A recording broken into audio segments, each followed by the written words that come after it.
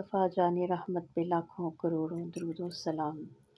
بسم اللہ الرحمن الرحیم۔ السلام علیکم ورحمۃ اللہ وبرکاتہ۔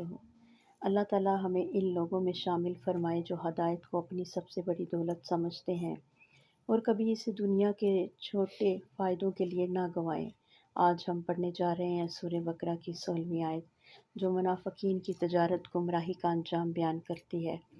آیت مبارکہ: اولئک الذین اشتروا الضلالۃ بالہدیٰ فما ربحت تجارتہم وما کانوا مہتدین۔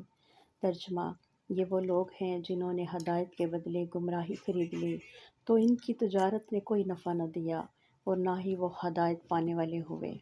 تفسیر: اللہ تعالیٰ فرماتے ہیں یہ منافقین وہ لوگ ہیں جن کے سامنے سچ آیا مگر انہوں نے جھوٹ کو چن لیا، ہدایت ان کے دروازے تک آئی مگر انہوں نے دنیاوی فائدے، عہدوں اور لوگوں کی خوشی کے لیے حق کا سودا کر لیا۔ اللہ تعالیٰ ان کی حالت کو ایک خسارے والی تجارت سے تشبیہ دیتے ہیں۔ ایمان ان کے پاس مال تھا مگر انہوں نے اسے فریب کے بدلے بیچ دیا۔ ظاہراً انہوں نے کچھ حاصل کیا مگر حقیقت میں سب کچھ گنوا دیا۔ یہ آیت ہمیں جھنجھوڑتی ہے کہ کہیں ہم بھی اپنی زبان، باتوں یا دل کی نرمی کو دنیاوی خوف یا لالچ کے لیے نہ بیچ دیں۔ ایمان، سچائی اور ہدایت سب سے قیمتی سرمایہ ہے۔ حضرت حسن بصری فرماتے ہیں، جس نے دین کے بدلے دنیا لی وہ ہمیشہ خسارے میں رہا، کیونکہ دنیا ختم ہو جائے گی مگر دین باقی رہے گا۔ انشاءاللہ ایمان کی حفاظت سب سے بڑی امانت ہے۔ اپنے دین کو کسی فائدے، رشتہ یا لالچ کے بدلے مت بیچو۔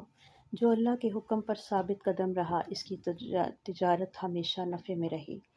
دعا ہے میرے اللہ سے، اے میرے مالک، ہمیں ان لوگوں میں شامل نہ کرنا جو ہدایت کے بدلے گمراہی خرید لیں۔ ہمیں ایمان پر مضبوطی عطا فرما، ہمیں نیتوں کو خالص کر دے اور ہمیں ایسی تجارت عطا فرما جس کا نفع آخرت تک پہنچے۔ آمین یا رب العالمین۔ یہ تھا ضیاء القرآن میں آج کا سبق، ایمان، سچائی اور ثابت قدمی کا پیغام۔ یاد رکھیے، دین وہ خزانہ ہے جو صرف ان کو ملتا ہے جن کے دل میں دنیا سے زیادہ اللہ کی محبت ہو۔